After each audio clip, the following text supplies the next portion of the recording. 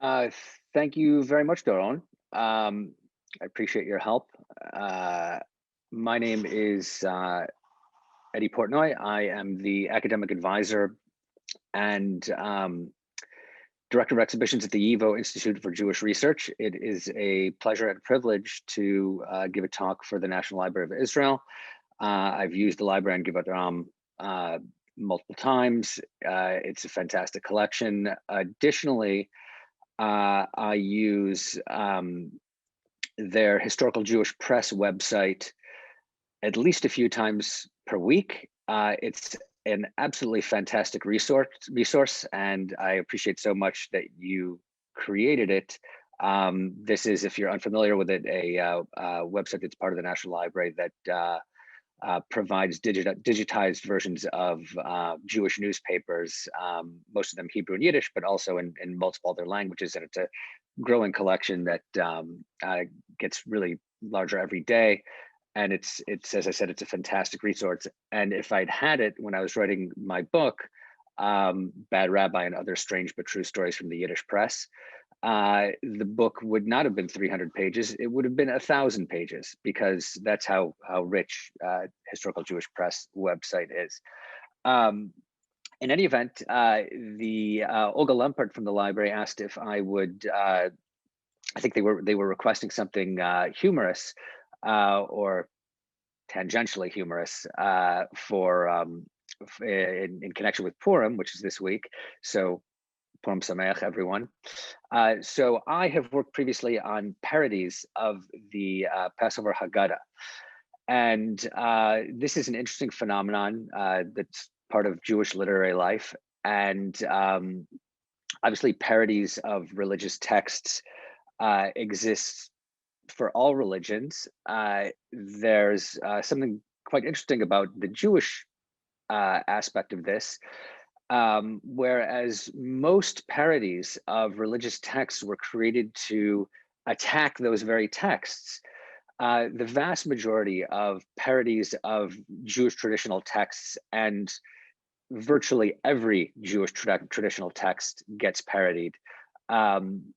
Virtually every parody uses the structure of the text in order to comment on something else, in order to bring humor into a situation that doesn't really have to do with the text. They're really just using a traditional text that's familiar to a lot of people in order to create humor or commentary on a different topic.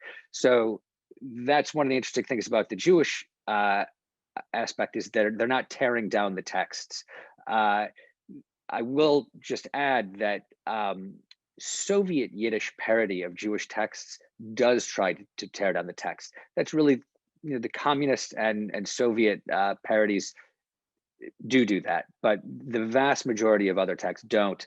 And as a result, even though rabbis traditionally didn't like people playing with traditional texts, people did it nonetheless, and they're thoroughly enjoyable. And there are literally thousands of them from literally everything you could think of.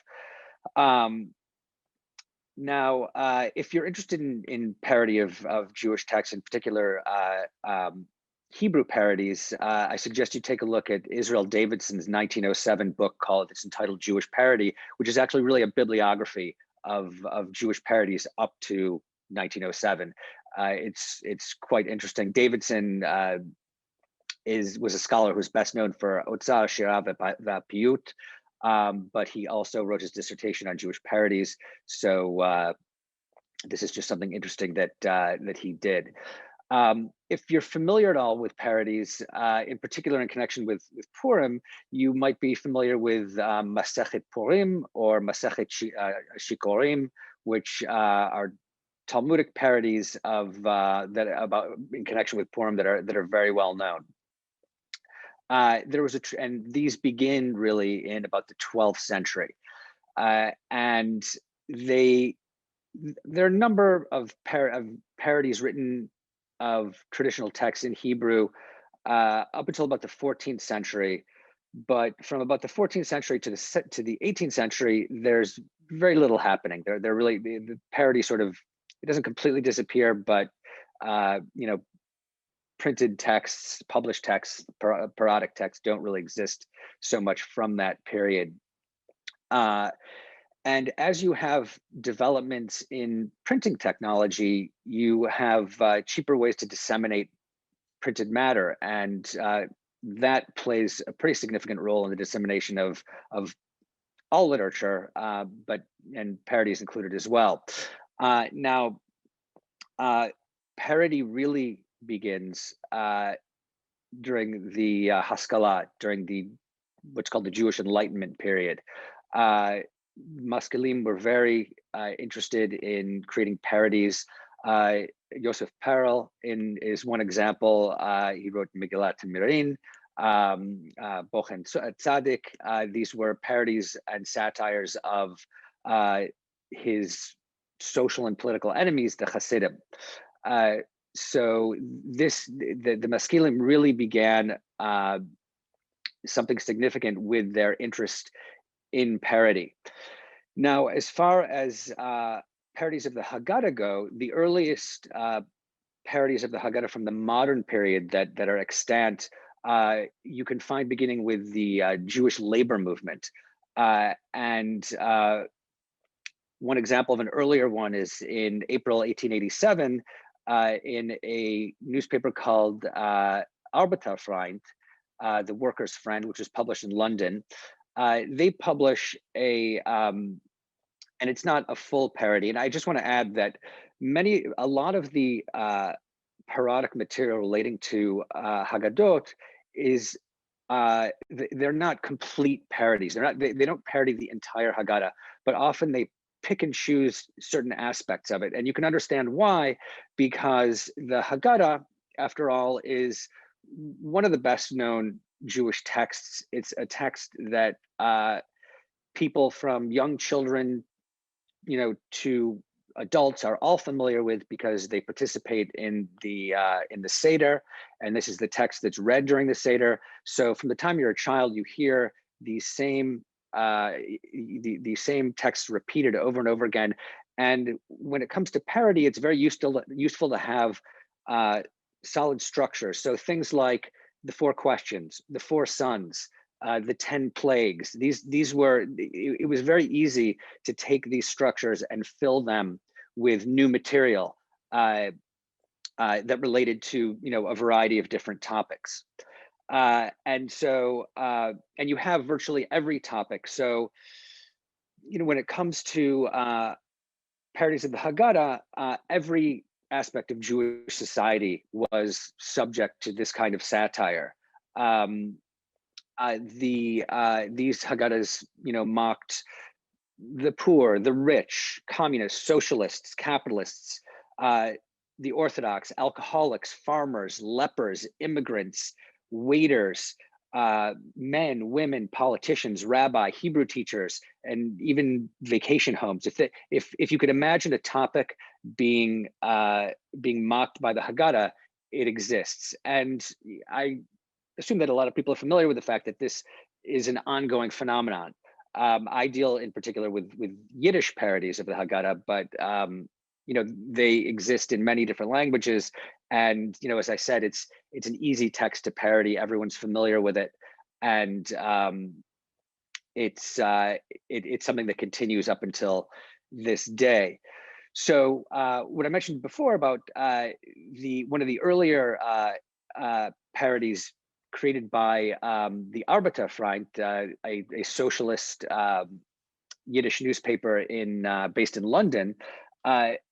They created a parody where they used just certain parts of the Haggadah. As I said, they sort of pick and choose what they like. And I'll just read you an example of one of the 4 questions and how they did it. It starts out, Manishtane. Why are we different from Shmuel the manufacturer, from Meir the banker, from Zorach the moneylender, from Reb Todros the rabbi? They don't work, yet they have food and drink during the day and also at night at least 100 times over, while we toil with all our strength the whole day, and at night we have nothing to eat.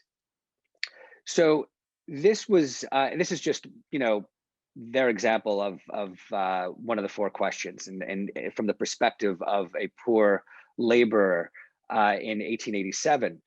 Now, one of the things that's interesting about this is this was used as the basis for an entire proletarian Haggadah that was published and republished at least 10 times. And it's just an indication of how, how popular some of these things were. And as I said, there are Haggadahs that deal with all kinds of, all kinds of different issues. As I said, there are,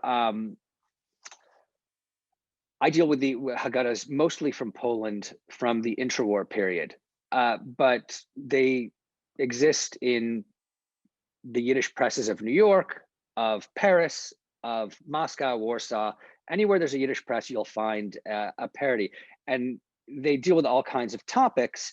And just as an example from the interwar period, in Warsaw, there are Haggadahs such as that deal with tax burdens levied on Jewish merchants, trials and tribulations of those seeking to rent apartments in Warsaw. That's from the Renters Haggadah, 1924. There are Haggadahs that deal with with internal Jewish political activity. Let's say the Kehila elections, or the Jewish Community Council elections. There's a Haggadah dedicated to that. There are Haggadahs that deal with all kinds of political issues.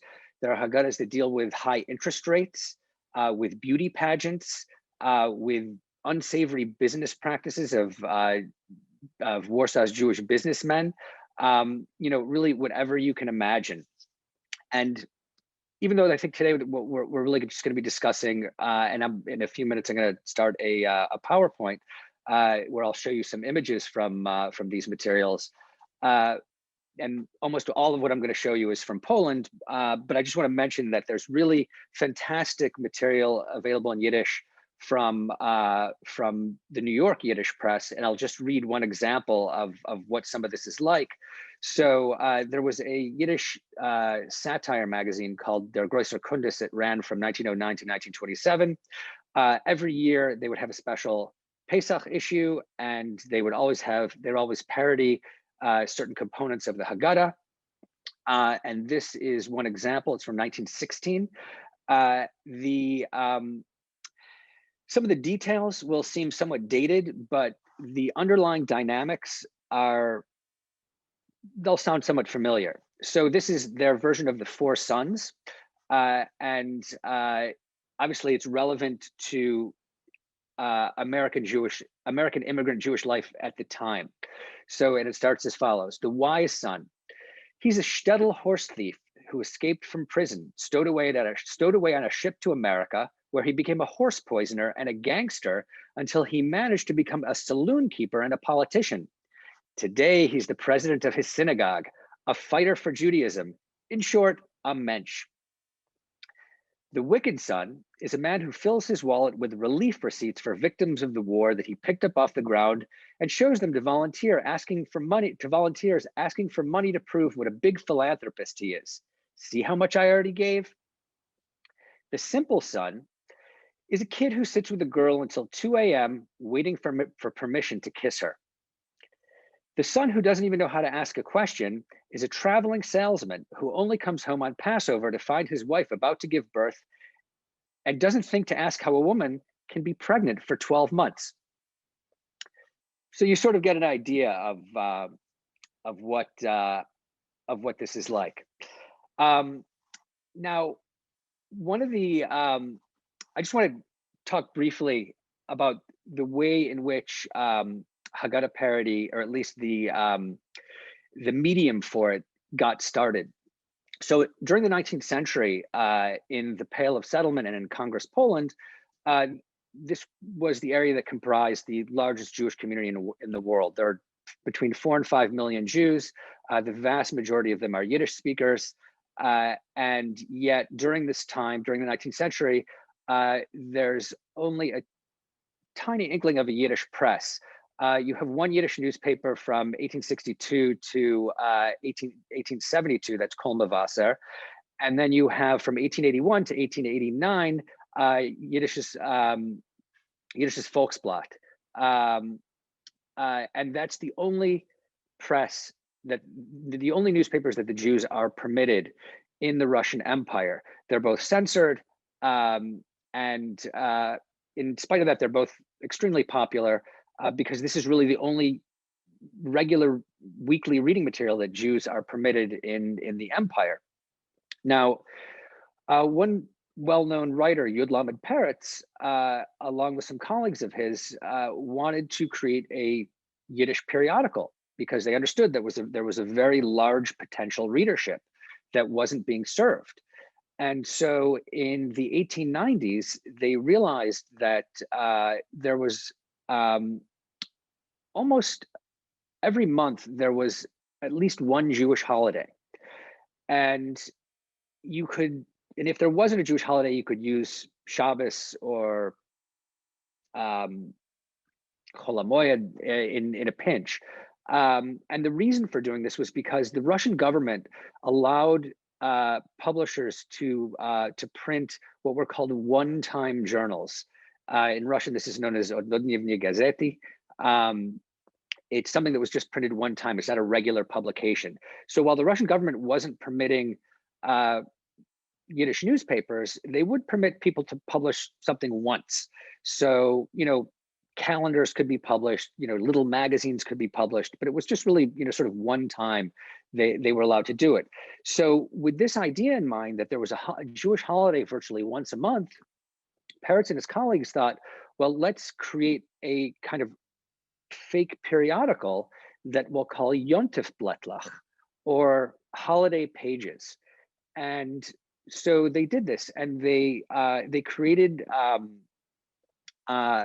little magazines from 1894 to 1896 that were based. The contents didn't really have anything to do with Jewish holidays, but they were all published on holidays, and all the titles had to do with the Jewish holidays. So if it was printed on Rosh Hashanah, it would be called Der Shofar, the shofar. If it was printed on Sukkot, it would be called der Ha'etrog, or der Esrog, or Ha'etrog. For Hanukkah, you'd have the menorah, the Chanukiah, and so on. And so, each of these publications had a holiday-related title, but the contents were usually sort of didactic and socialist in nature. It didn't really have to do with the holidays, but the whole concept was a way to get around the virtual publishing ban on Yiddish periodicals. And it was successful, and it was actually quite influential among readers of Yiddish and future writers of Yiddish. And so it's something you'd think that would have become a pretty significant phenomenon. Now, what happened was in 1896, Peretz was under the impression that he was going to be given the first permission to publish a Yiddish newspaper, Yiddish daily newspaper in Warsaw. That didn't actually happen. And he ultimately stopped publishing these Yontif Blättlach, and they kind of disappeared. But they reappeared about 10 years later after the failed Russian Revolution of 1905, when press restrictions were reduced in the empire, and the people were allowed to print essentially virtually what they wanted. And so what happened was Yiddish humorists found this, or they had been influenced by Peretz's idea of publishing material for holidays, and they began to publish these Yontif Blättlach for holidays, and they were almost exclusively humorous magazines. I'm going to show you examples of some for each holiday. Oops, how do I get this going? Oh, I'm sorry, I have to share my screen. After all of Doron's guidance. I failed to share my screen. Okay, so these are, I'm just going to show you some examples of these materials, and I do it according to the Jewish year, and it's not done according to any chronology other than that, at least annual chronology. So the first one we see on our right is their Shofar. This is from 1933. On the left, and this is for obviously for Rosh Hashanah. And on the left, you see Kapores or Kaparot. This is from 1913. These magazines became venues for many cartoons and parodies of holiday-related matters, and especially textually related matters. So you have on the right there Pitum for Sukkot,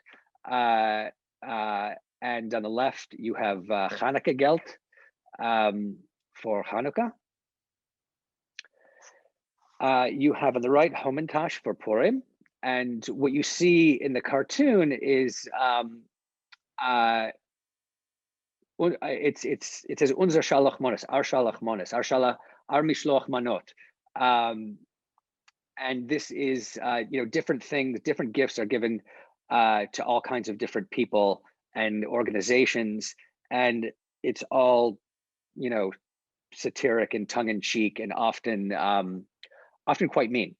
And then on the left we have the Afikoman, the Afikoman. This is one that was done for Passover. On the right you have their Shagets.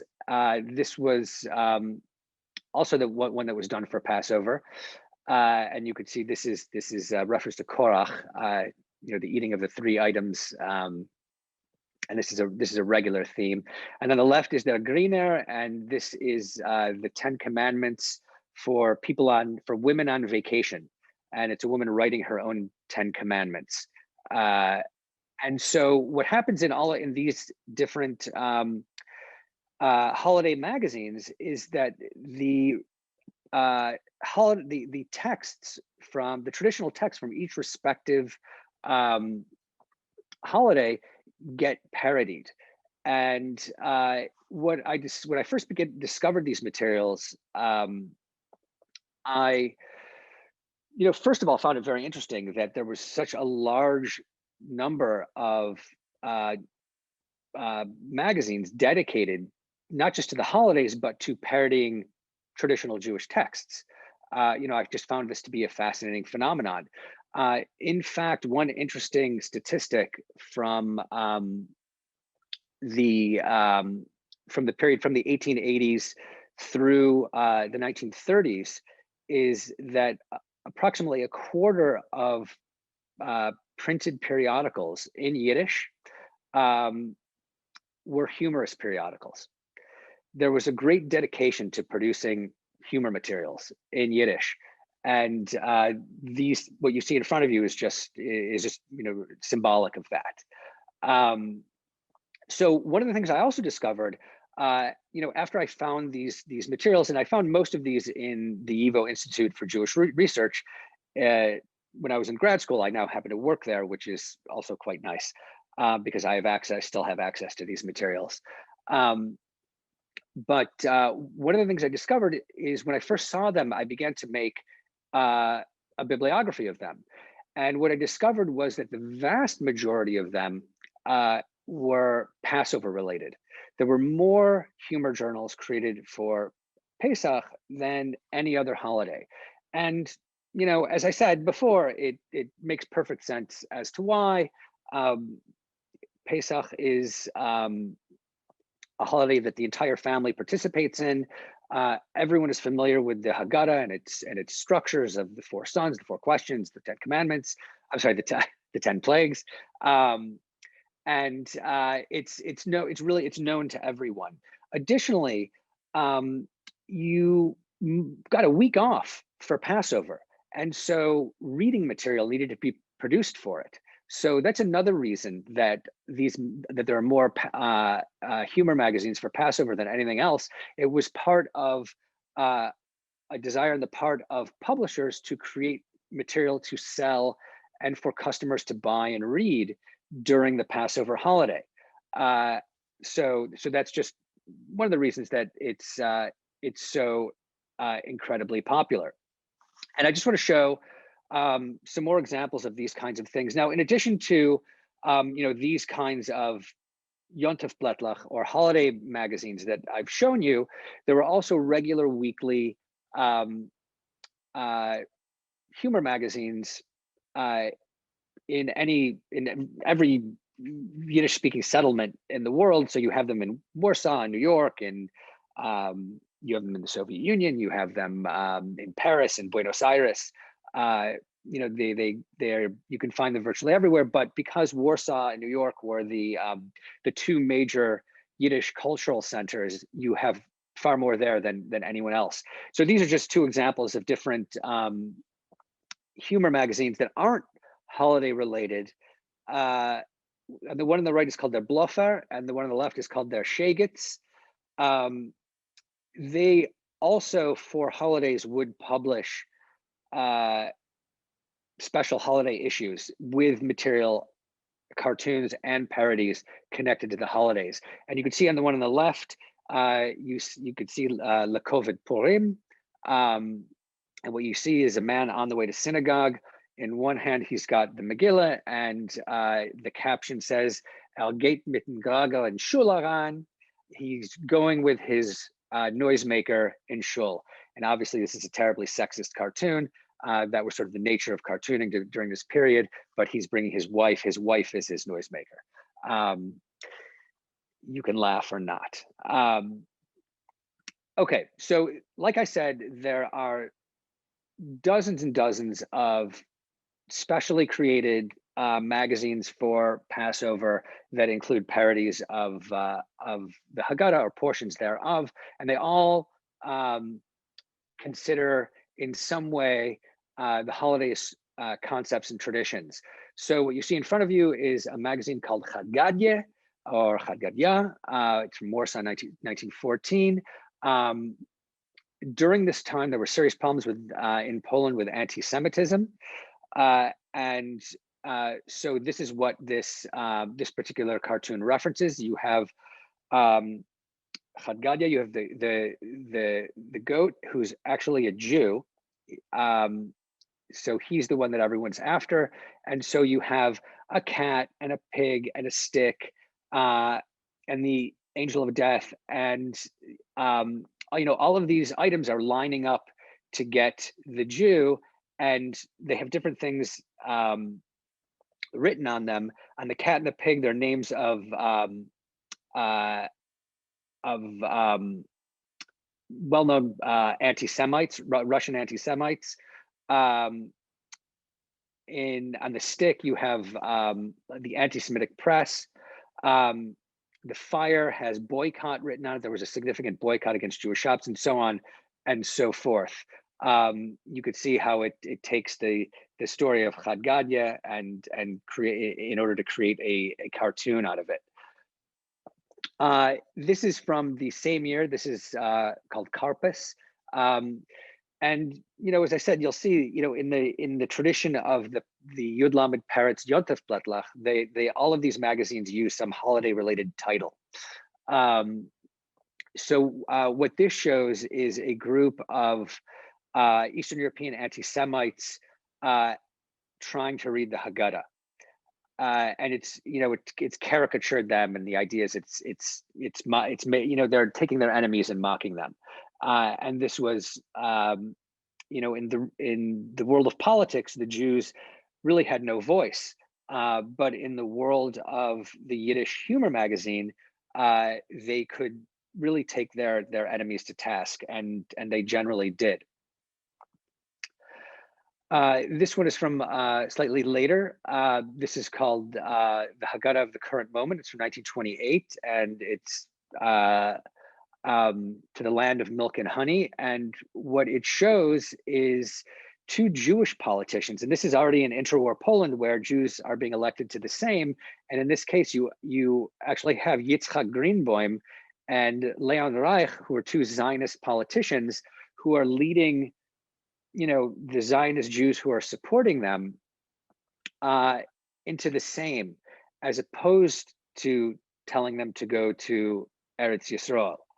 So Reich and Greenbaum get to go to the same, where they get good food and it's a good life for, a parliamentary representative. But you could see to the left, a woman marked Zion is sort of sitting forlornly while all of the Jews of Poland are following them into the same and to the political power that they think they're getting. This is another example. Also, and some of these the titles that you see. This is another one called Haggadah. It doesn't bear any connection to the previous one. They constantly used and reused the holiday-related titles. And this one is called Today's Moshe, and it's the Eretz Yisrael Chevre, the sort of Land of Israel organizations, showing a common, like an average Jew who supports them, the Land of Israel, and saying that, here you could look at it, but you can't actually go in. And this is in part a reference to the fact that, immigration at this time was very limited. And so even if Jews wanted to go there, they weren't really able to. And so we've seen a couple of sort of politically oriented cartoons that are related to the holiday. This one is more social in nature. This is called She's Hiding the Afikoman. And what it shows is a woman whose husband is coming in from, one assumes, having gone to shul, and she's hiding her lover in a closet. So this is this cartoon, this sort of hidden Afikoman theme is very common in the Yiddish press. You see it constantly with men and women, hiding their lovers. And it's one of these, not just a social issue that's dealt with in cartoon form connected to the holiday.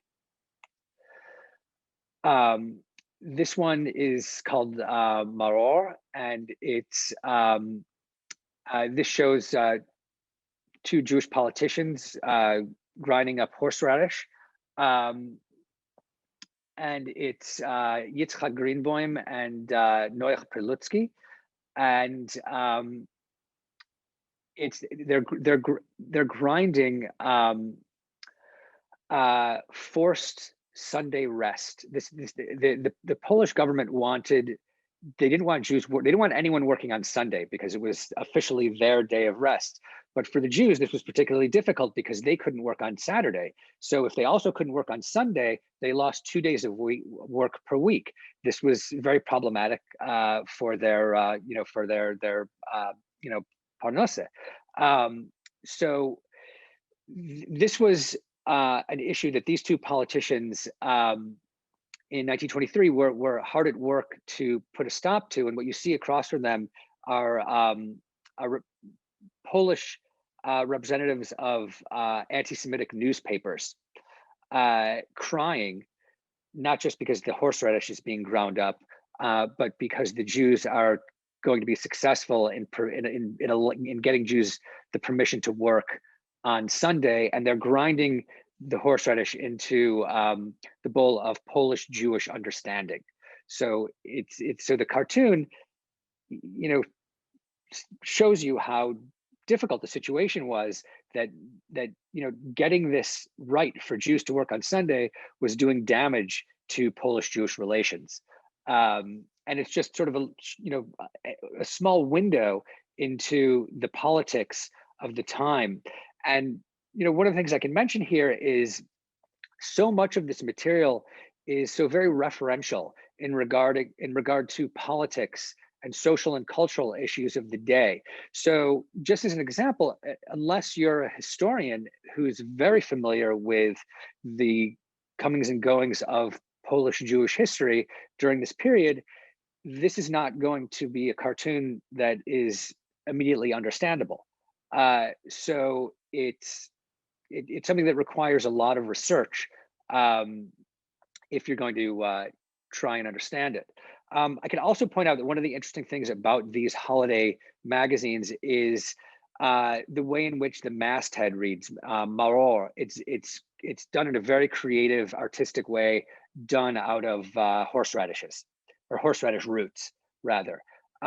So there's so Yiddish artists of the period, created very unique mastheads just based on, creating letters out of different objects. And I don't know if I mentioned it in some of the other materials I showed. Not all of them have it, but I could just point out here, this one on the left, on the right, they're shagets. And this is from the period in the wake of the failed Russian Revolution, a period which saw a lot of violence. So you see that the letters of their shagets are made out of weapons. You could see guns and arrows and chains, all kinds of things. So it's just another aspect that reflects, the holiday and or the topics of the time. This one is called the Coven Pesach, and this references an issue that was common throughout this period. It's the Jewish question, where you have a Jew turned into a question mark, with a globe as the period at the bottom of it. It's ultimately where are the Jews going to go. This was a huge issue that gets repeated perennially. And obviously for the Passover holiday, it's relevant because they are freed from bondage in Egypt and are able to go to the land of Israel. One other interesting aspect in regard to these magazines is, I mentioned that Warsaw and New York have the vast majority of them, and Warsaw really has the majority of them. But I also mentioned that they appear elsewhere. So in Poland from this period, you have them in all kinds of different places. On the right, you see from Lodz, the Lodz or Pesach Blatt. You have from Kolomé. On the left, they're Kolomé or Afikoman. You have Grodner Charoisis on the right, from Grodno. And on the left, you have Bialystok or Charesis. And if you look in the upper left of the page, you can see it written in Polish orthography, Bialystok Charesis. And instead of Charoisis or Charoset, this is the northeastern Yiddish accent that's particular to this part of Poland. They don't say Charoisis, they say Charesis, and it gets reflected in this in the title of this magazine.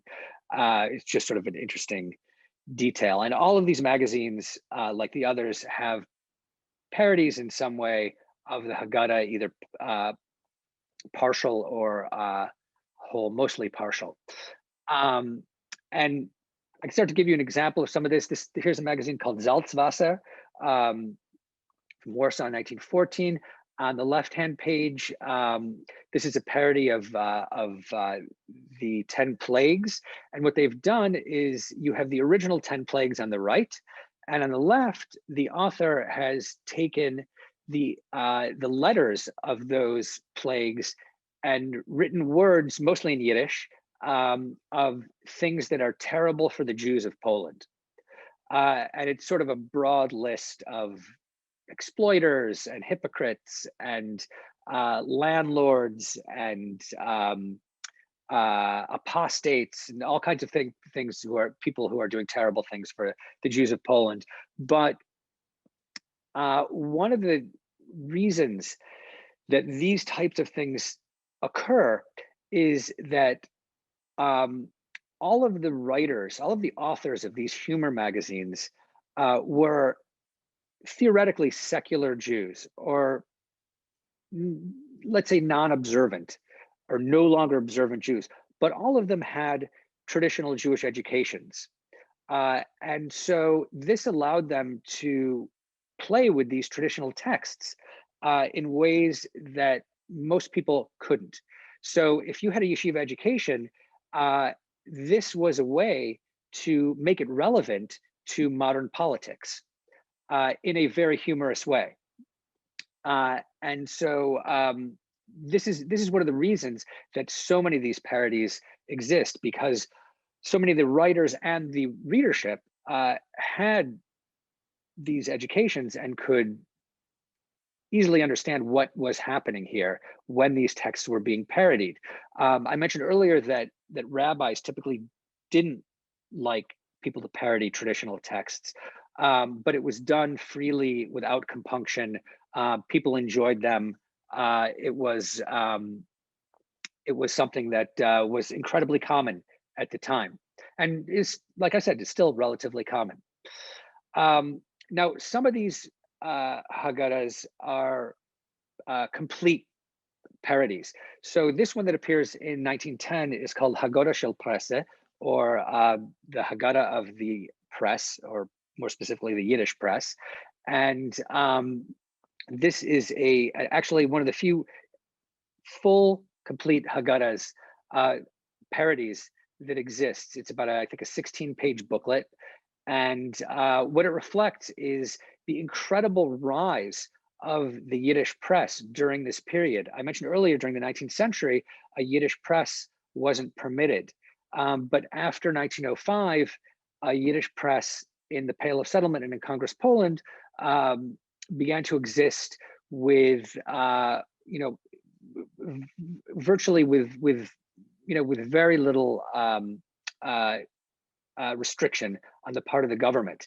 And so by the end of 1910, you have two Yiddish dailies, or actually three Yiddish dailies in Warsaw.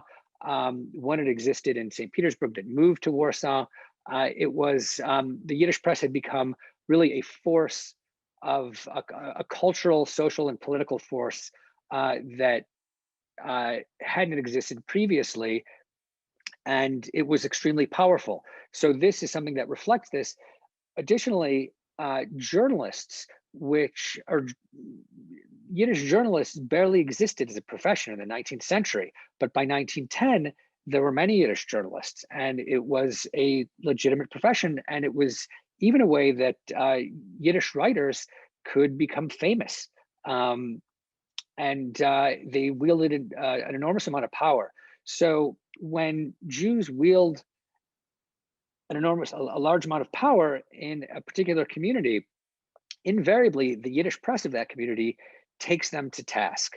So this Yiddish press Haggadah is there to make fun of the writers of the Yiddish press.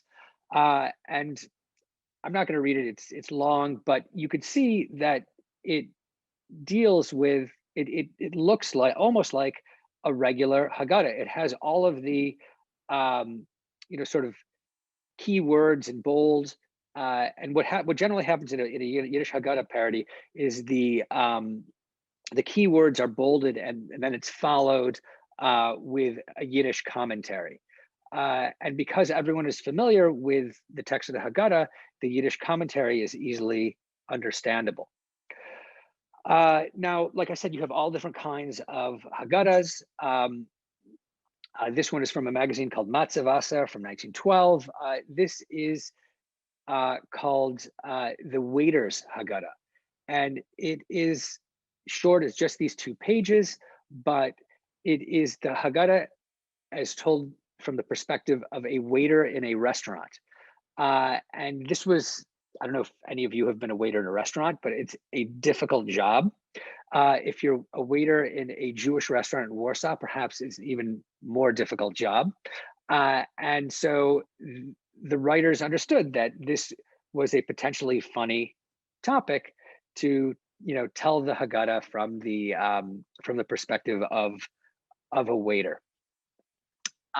Now, this one is called Haggadah Fargensha Gas, or a Haggadah for Gensha Street. Gensha Street was a street in the middle of Warsaw that had a lot of Jewish businesses on it. And so this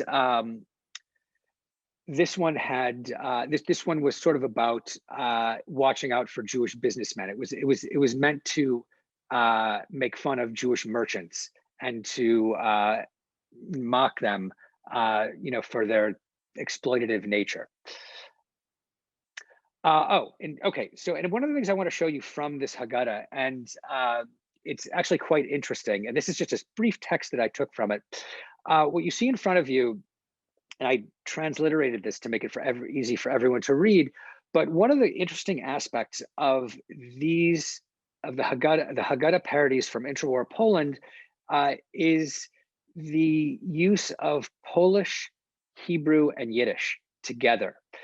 This is what something called the scholar Honish Maruk called the linguistic polysystem of Polish Jewry. And so you could see, and if I could move my, let's see, how I need to move my, oh, there we go. It starts out Dover Acher, Meken Kein Chazer Nish Zain, und men muss boinen und sollen, beyad Chazoke, as nicht nimmt man mit Gewalt Stein und man muss Meuchel sein zu sollen Kara zweimal so viel. Elo esa Podatkis, shevi Grabski, Alenu vilu hein. Mayantkova, Dochadova, Mieszkaniova, Odechova, Spacerova, Vodotsionova, Esregova, Shalachmonosova, Knedlachova. And so, just to translate it very quickly, you can see the translation, but I'll read it. It's another explanation, and this is Dover Acher, which is also a play on words in Yiddish and in Hebrew. Dover Acher is a pig. So it says another explanation: one cannot be a pig, and one must pay for where one lives with a strong hand. If not, they take you brutally. 2, and one must apologize and pay a penalty that is twice as much.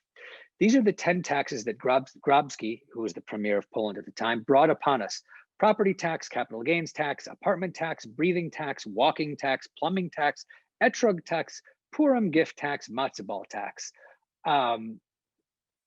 So you could see, I just wanted, so Hebrew is in blue, Yiddish is in white, and Polish is in red. And I hope that this gives you some example of how this linguistic polysystem worked, and how Polish Jews during the interwar period could easily read something like this and understand all the languages. Oops. Okay. All right. This one is interesting. This was published in 1925. It's called Pesach Blot. It's listed as being kosher lemahedrin min hamahedrin of a ganz yor. And what's interesting here is virtually everything I've shown you was created by what I guess I would call secular Jews, who, because they're using traditional texts and have incredible familiarity with them, it's hard to call them completely secular. But they're, let's say, non-observant Jews, as I said before. This parody is actually done by observant Jews for observant Jews. And it's called Do fragt die vier Kasches a Freilein von Beis Yankiv Schule Franziskaner 6, or the 4 questions asked here by a young lady from the Beis Yankiv school on Franziskaner 6. That's the address of the school. And it is the 4 questions as if asked by a girl who's a student in a Beis Yankiv school or a Beit Yaakov school. And obviously these schools are still in existence. So this is quite interesting because it's a form of sort of social enforcement. It's a Haggadah parody as a form of social enforcement. And I'll read you a bit just to see, just to give you an idea of what it's like. So what you have is a girl asking her mother the 4 questions, which inverts the traditional form, and it starts out Mameshe welch dir fragen 4 Kashes, just like a boy would ask his father. So why, the daughter wonders, does her aunt show cleavage, put on makeup, wear stockings, and have long fingernails? The entire piece deals with Taras Mishpoche, and has each daughter, the wise, the wicked, the simple, and she who does not even know how to ask a question, give their reasons for going or not going to the mikvah. So, like I said, unlike most interwar parodies, the purpose of this one is to promote traditional Jewish values, but it does so in a humorous way, which is really not typical.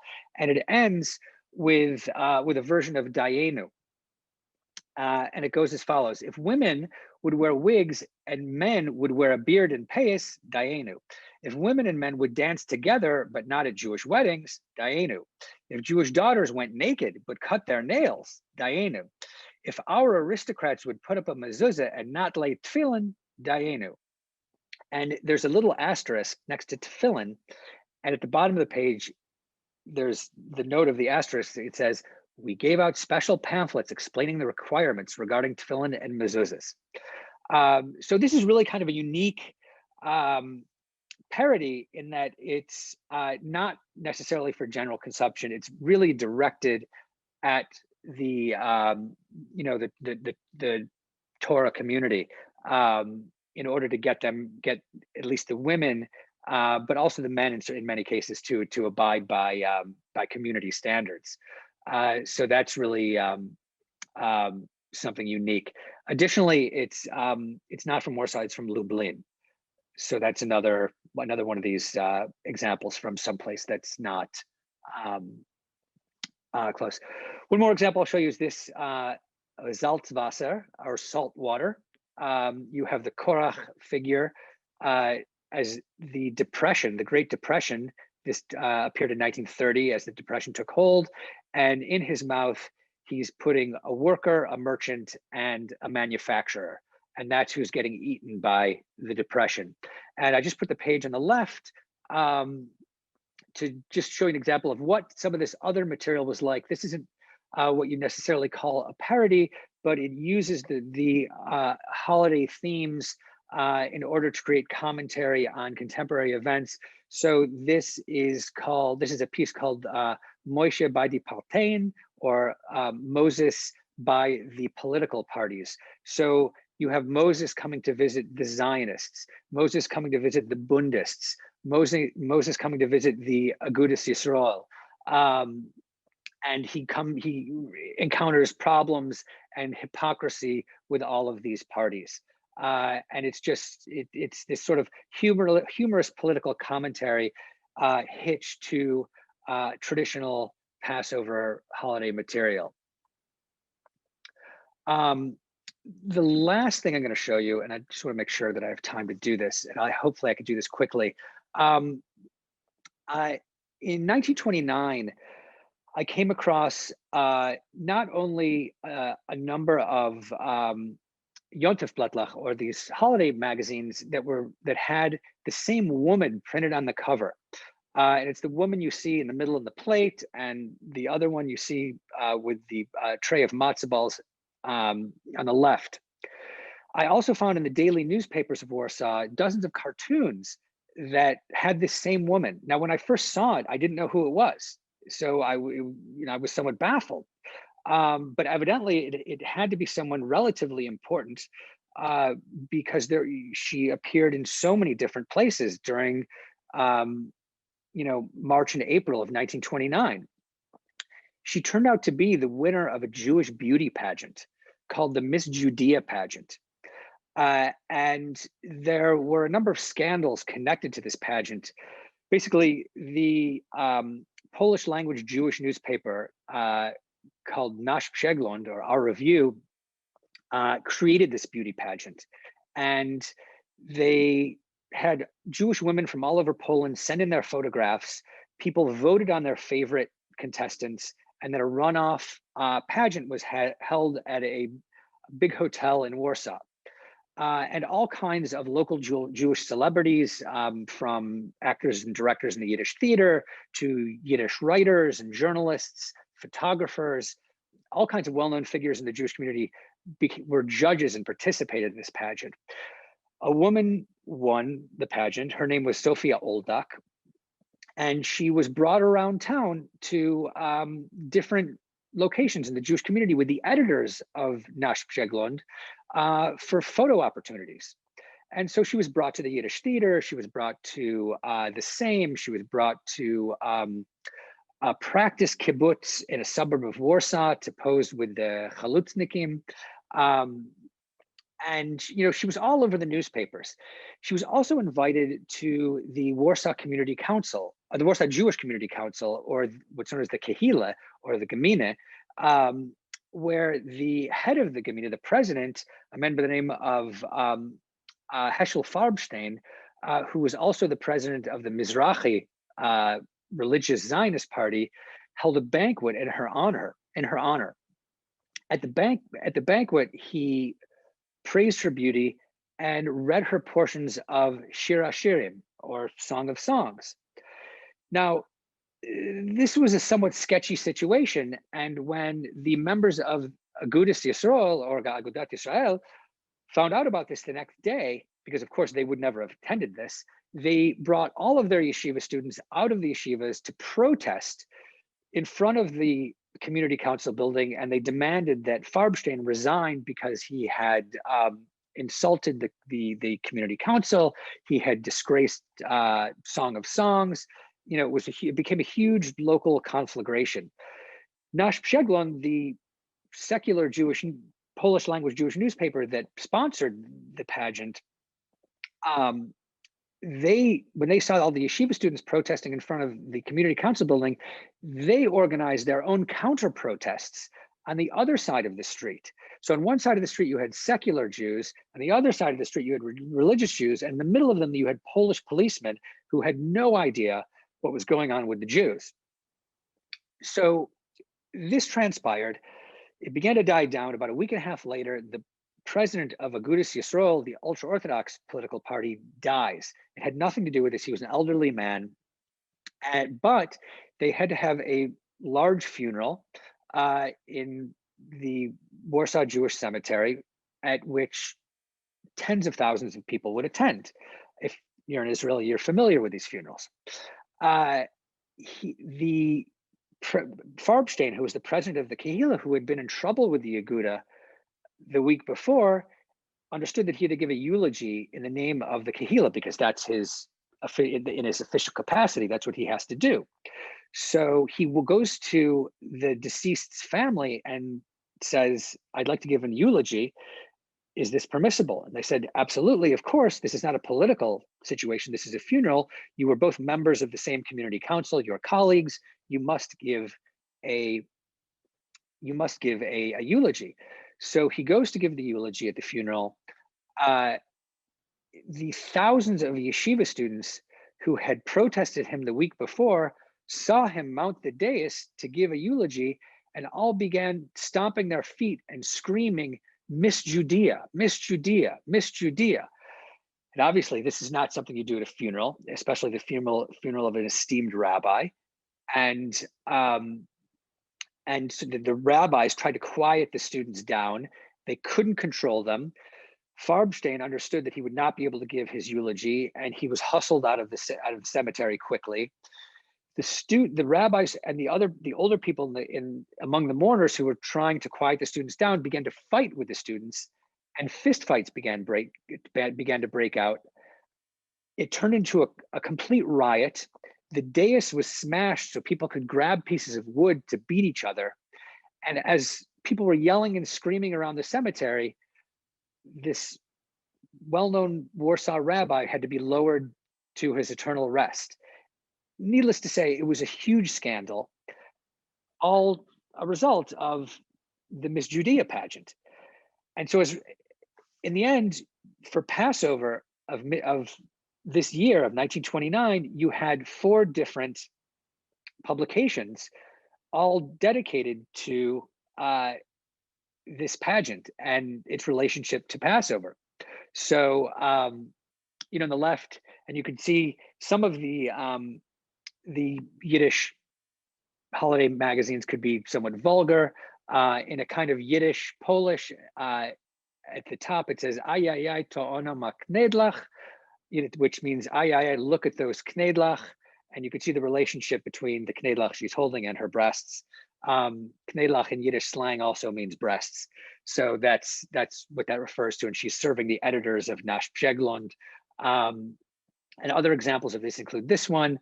This shows Miss Judea, the Sophia Oldak, carting the editors of this magazine along, or this Polish language Yiddish Jewish newspaper along, and from the interior. You see one example of the four sons, and these four sons were all men dressed as women, and they were all well-known Yiddish writers who were also judges at the pageant.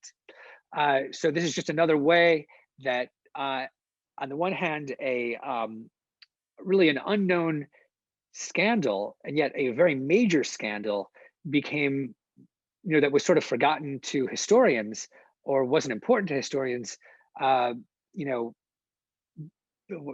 us to become reacquainted with it.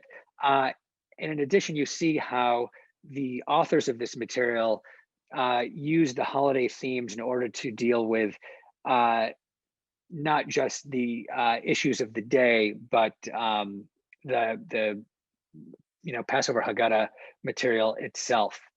And here's another example. Here you have Heschel Farbstein, who was the man who was largely responsible for the scandal. He was the president of the Kehila and president of Mizrahi. He's koshering Miss Judea in the Kehila, or the Jewish Community Council. And on the left, you see the Haggadah that they wrote, the Haggadah Shel Miss Judea. And this year in 1929, this was all the rage. Everyone was reading about it. This was, really an incredibly popular topic. All right, unfortunately, I could go on, but I won't. I don't want to torture you. So let me at this point wrap up, and I'll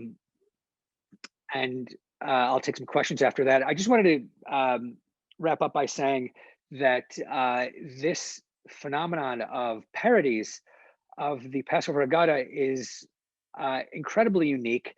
You have them, as I said, in every language, but there are certainly more in Yiddish than any other language. The Yiddish press from the turn of the 20th century through 1940 produced hundreds of publications.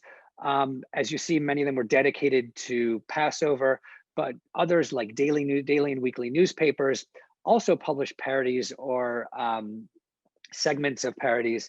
And it was just an incredibly fascinating and kind of unique aspect of Jewish literary life that people often don't consider when they think about either Yiddish literature or other forms of Jewish literature. It's, as I said at the beginning, most parodies of religious texts are created to do damage or tear down the texts. But in this case, with Yiddish, Hebrew, English, whatever parodies these Haggadah parodies appear in, the vast majority of them, other than, as I said, the Soviet parodies, are there to use the text as a structure, in order to produce creative commentary on political, social, and cultural issues. So I'm happy now to take questions if you'd like.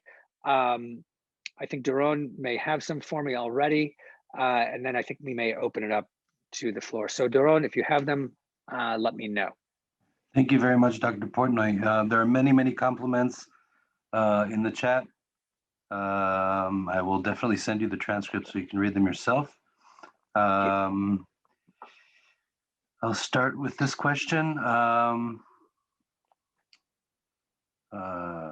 Wait, where is it? I'm sorry. Okay, were there any of these parodies that actually really caused you to laugh aloud in a strange way, or on the other hand, were there any that surprised you in any way, and why? I have definitely laughed out loud while reading some of these. I've read many of them numerous times, so they're kind of no longer funny. But one of the joys of these, especially for a historian, is that I mentioned during the course of the talk that some of them have images or topics that I'm completely unfamiliar with. So I have to go and research those topics. And so, for instance, when I first saw the Miss Judea material, I just couldn't believe it. I mean, to be able to first see the images and the parodies, not understand them, then go back to the daily Yiddish newspapers and read them in order to understand, the background of what's happening. Um, it was just, and then to be able to read the material again and understand it, it's phenomenal. It's like an amazing experience because it makes me feel almost as if I'm there. I'm getting to laugh at something that the Jews of Poland in 1929 thought was hilarious, and that Jews today have no familiarity with whatsoever. It was this sort of huge scandal that disappeared to history. So on the one hand, it's funny. On the other hand, I feel like I've discovered something that is a really unique event in the history of Polish Jewry. And in that respect, in spite of the fact that it's a terrible scandal, it's also a hilarious scandal. And I got to see how Jewish humorists dealt with it and were able to use their sort of creativity in order to make all kinds of different comic relief for Polish Jews who definitely needed comic relief. It's almost as if I get to be vicariously part of the community. It's really special. And the other question is, as far as anything that jumped out at me, in a way, all of it jumps out at me because as I said, one of the great things about this is that a lot of the localized material hasn't made it into the history books. So it allows me to investigate an avenue of history that nobody has dealt with. And it not only has no one dealt with it, but I'm looking at it from a very strange and skewed perspective. I'm looking at it through parody. So I'll read a parody or a cartoon or comedy, humorous material about it, and then I've got to go figure out what actually happened. So that to me is the most, special and unique aspect of this whole experience. Thank you very much.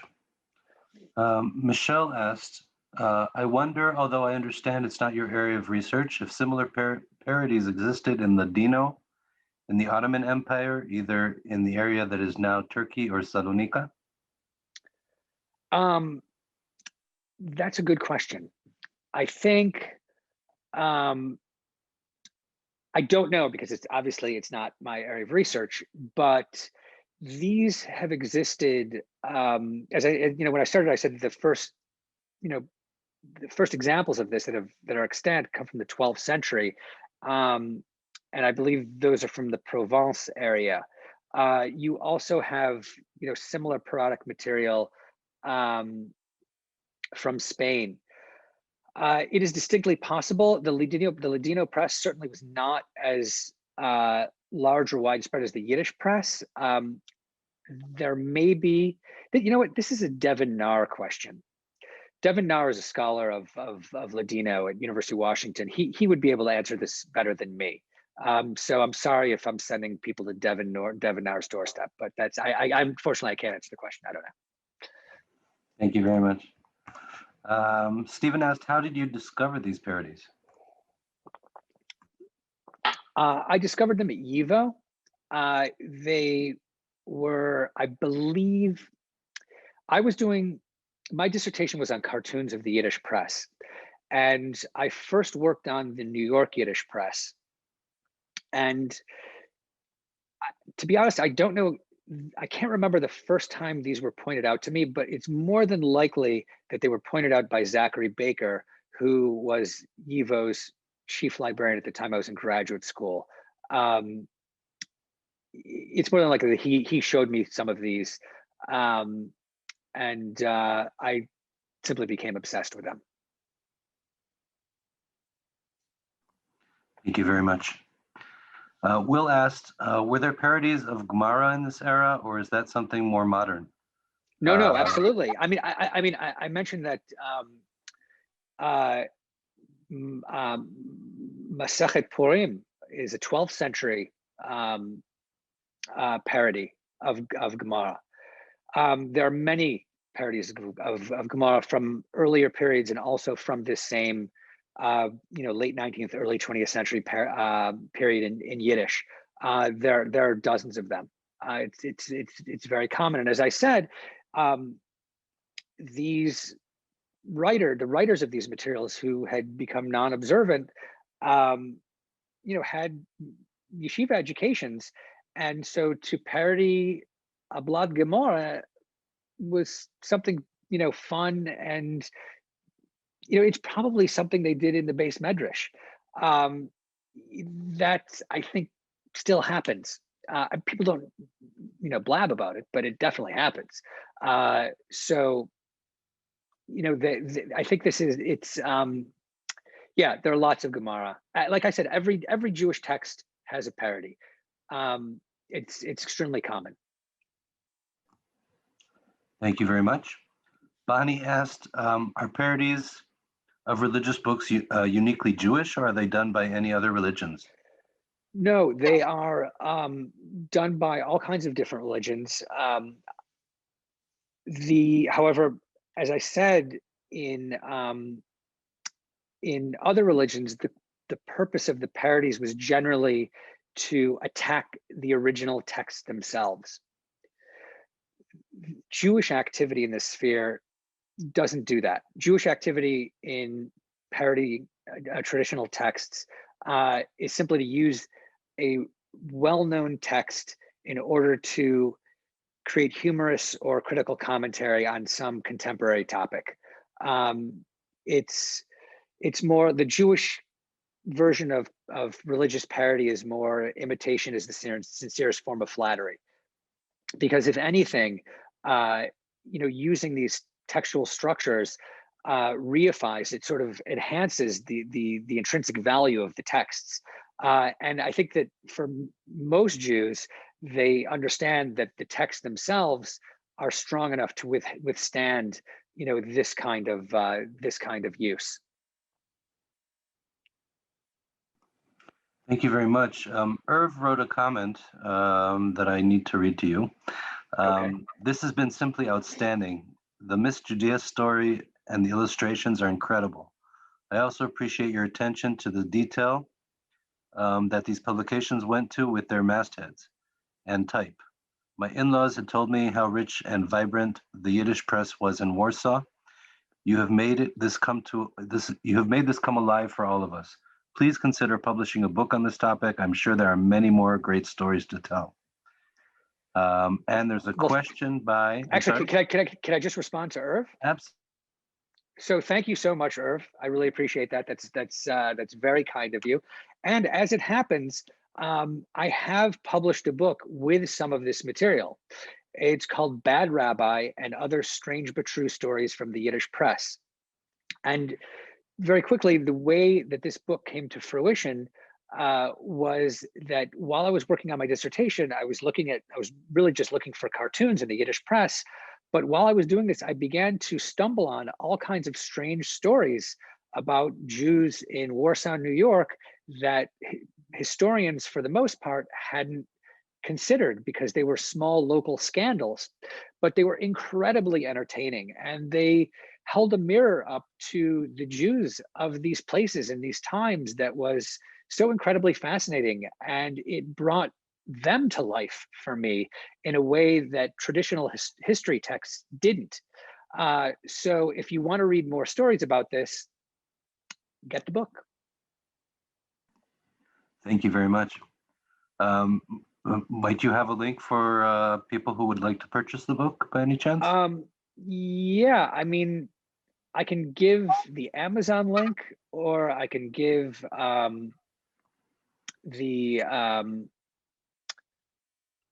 I'll give both links. Okay, and in the meantime, I'll ask Rachel's question. So much of the power of these parodies come from the visual imagery. I'm wondering if there have been studies of the artists who made them. To be honest, not too much. I'm about to put some of the links in the chat. So many of the artists are unknown. Some are known, and they in Poland in particular, they're not particularly well known. One of the artists was named Shaya Feigenboi, and he was killed in the Warsaw Ghetto, and he was probably the most prolific cartoonist of the interwar period in Poland. And sorry, I'm a really terrible multitasker. Okay, done. So he was the most prolific cartoonist in interwar Poland. He did a lot of these mastheads. He produced a lot of these cartoons. He's not the only one. There was also a cartoonist by the name of Leib Brodati, who's some of whose work I showed. They're not particularly well known, but they did incredible work. And I'm working on publishing a book of Yiddish cartoons from the Yiddish presses of Warsaw, New York.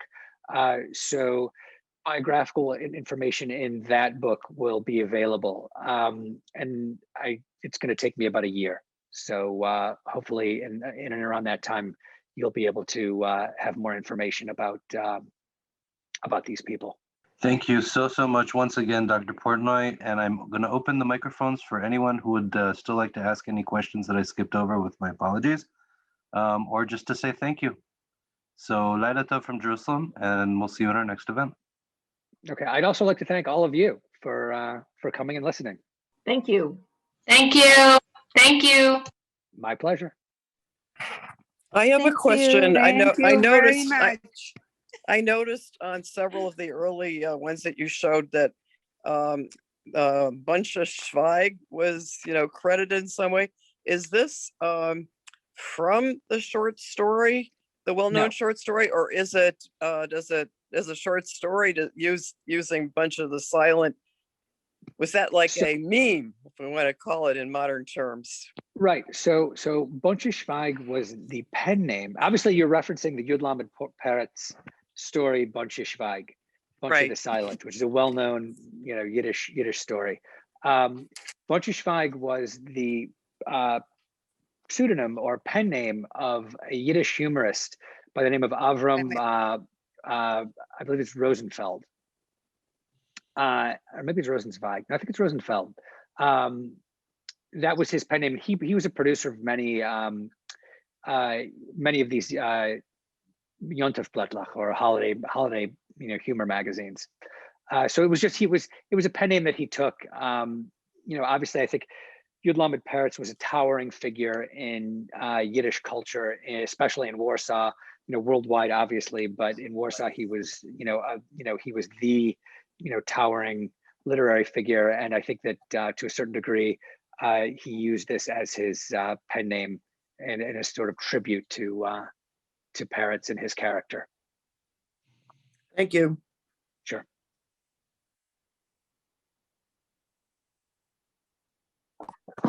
Thank you very much for your presentation. I super enjoyed it. I guess I can turn on the camera. I was wondering if you could talk a little bit about English language versions rather English language parodies, particularly of Haggadot, and maybe some more resources. I know you mentioned your book and also this Israel Davidson's book, but yeah, any original versions or archives that you can point us to? So, I mean, my work mainly deals with Yiddish, but there are certainly lots of Haggadah parodies, and they continue to get published. And one of the unusual things about Haggadot is that you get real Haggadot that aren't parodies, but have some sort of theme. Like there's a Harry Potter Haggadah, there's like a superhero Haggadah. It never ends. Any theme that you could think of, you could turn into a Haggadah. That's how the text stays the same. They just use all kinds of different imagery in order to relate it to whatever's popular at the time. And to be honest, the Yiddish parodies are they function in a similar way. recently a Haggadah parody was published in English called "For This We Left Egypt," and it's a full parody. It's an entire book, and it was done by if I can remember this, Alan Zweibel, Adam Mansbach, and I think Dave Barry. I could be wrong in that last one, but that's a recent one. That's an example of this. Also, of course, it's not new. It's relatively old, I guess, but it's got good staying power. The Big Book of Jewish Humor, which is like a huge book of all kinds of, humorous Jewish material. There are, I know that there are, Talmud parodies in that. I suspect there are also Haggadah parodies in that as well. But I will say that one of the fun things about these things is finding them. You can, look around. I mean, like I did this work, when the internet wasn't what it was now or what it is now. You can sort of do searches now and find them, zillions of different things. But then it wasn't so easy. But now you could just type some text in, and I'm sure you'll find something. Thank you. Sure. If I could press for just a little, just because I have sort of in the master's program done some of this research and looked for different versions of the Haggadah, but I don't know if you know of any particular academic repositories or particular archives that would be good for English language. For English language, I don't know that this is something that's been collected. Okay. It should be collected. This is a question for like a bibliographer, a librarian.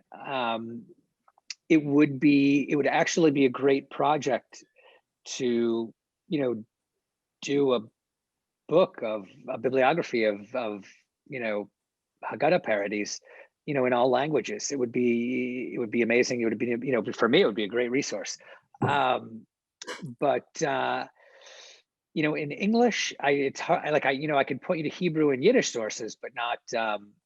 Unfortunately, not English. Sorry. Okay. Thank you so much for your presentation and your work. My pleasure. Thanks for coming. Dr. Portnoy, hi. Sorry.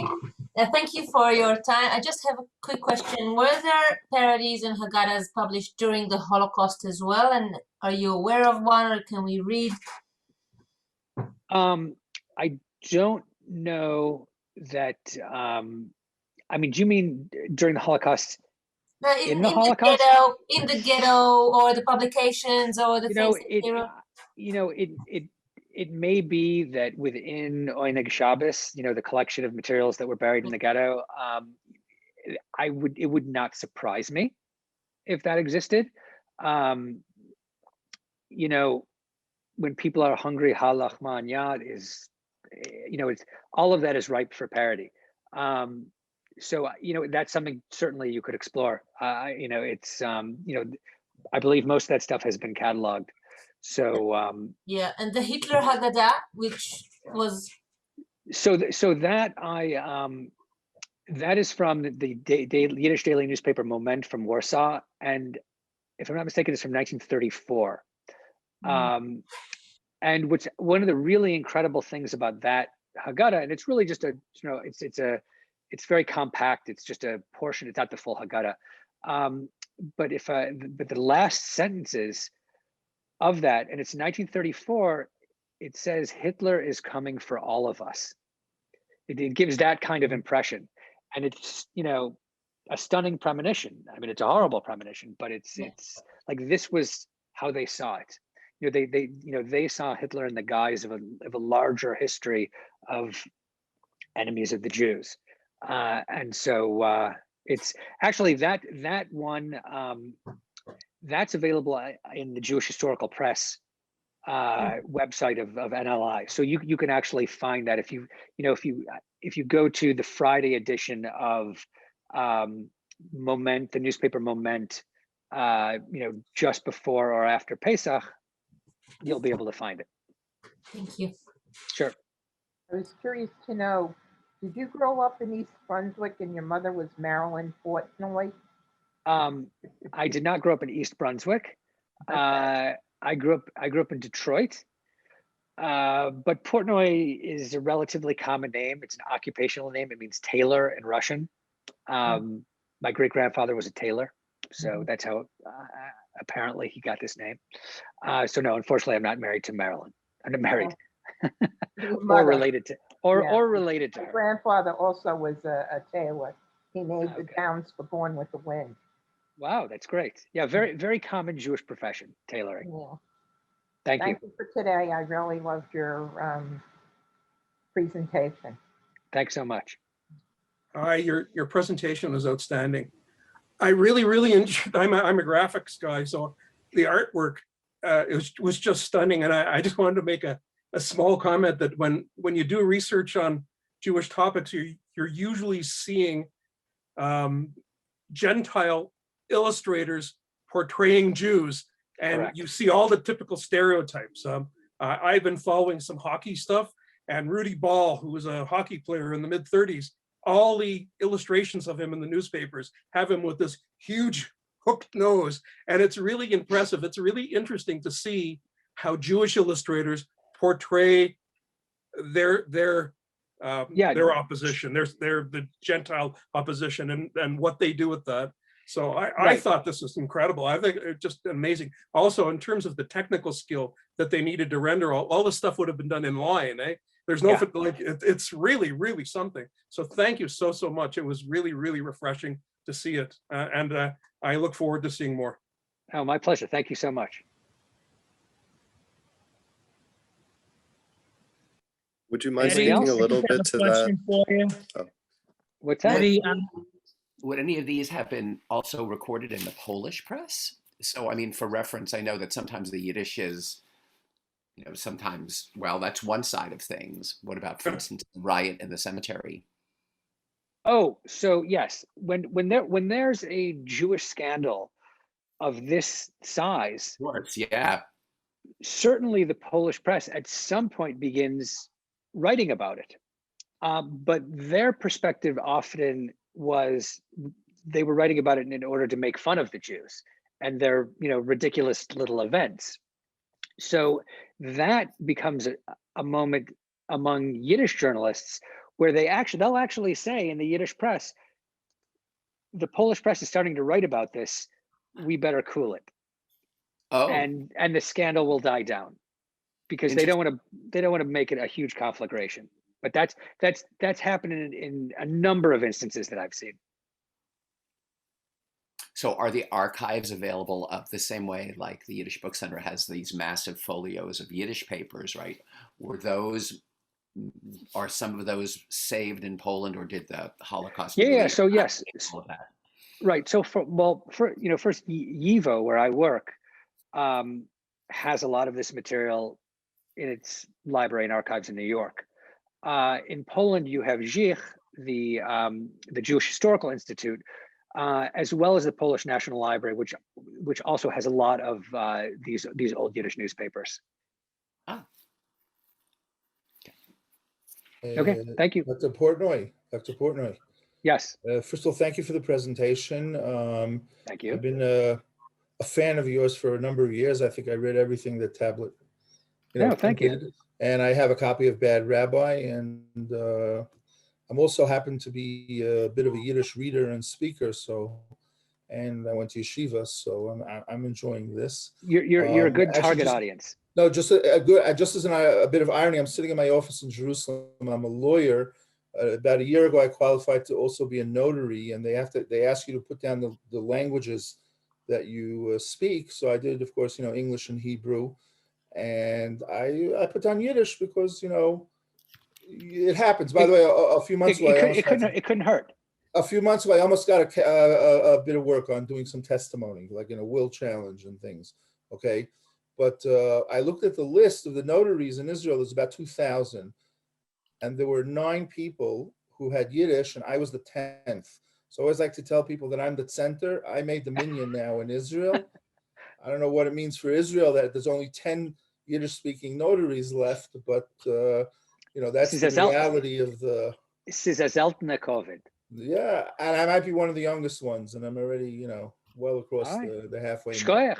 But I just had one. I mean, I really enjoyed this. I just had one question which I put in there, and you mentioned another book. Are there any plans for Bad Rabbi 2, or something along the lines of those collected, little stories? I may well do. There's a lot of material that I didn't put in the first one, that I may do something with. I'm working on a couple of different book projects now. One of them I mentioned is a book of cartoons from the Yiddish press, which incidentally, because of the nature of the Yiddish press, a lot of the cartoons reference local scandals. So they have to be, it's not just like I'm showing cartoons and translating them, they have to be explained. They have to be contextualized. Otherwise, there's no point in doing it. And then the people won't understand them. So that's a project I'm working on now. And when I'm done with that, I mean, I love these stories, so it's likely that I'll go back and I can imagine that Miss Judea is probably worthy of a book herself, just with the whole Zionist connection and the trip to the kibbutz and just it's a great story. It's a great, just tracking her for a few years is probably would be enough for a book. Yeah, it's a great story. Also, on the Israel connection, has anybody ever spoken to you about like translating into Hebrew, some of this material? And yes, there was a project, and I think she might be here. Julia Fermento translated one of the chapters from Bad Rabbi, and we were working with publishers. This was before COVID, but we were working with publishers to try and get this published in Hebrew. To be honest, I really want to publish it in Hebrew so my father-in-law can read it, because he doesn't read English. So that would be amazing to me. Maybe it'll happen, maybe it won't. I don't know. I hope it. If we're lucky and we can get connected with a good publisher, we can make it happen. There's some good Yiddishists here. I'm personally friendly with someone who got a doctorate in Yiddish from Oxford, and she's not really working in the field because it's scarce. Right. But from time to time she does translations into Hebrew, literary pieces, and right. And she does into English and Hebrew. So I'm saying I think there's been a bit of I know my children. I'm just talking as a parent, an Anglo Yiddish American, but moved to Israel. My children are very into Yiddish. Thank you so much. I'm sorry. I think we're kind of running out of time. Okay. But thank you so much, and thank you all for being here once more. And Laila Tov from Jerusalem. We'll see you in our next event. Laila Tov. Thanks, everybody. Thank you. It was fascinating.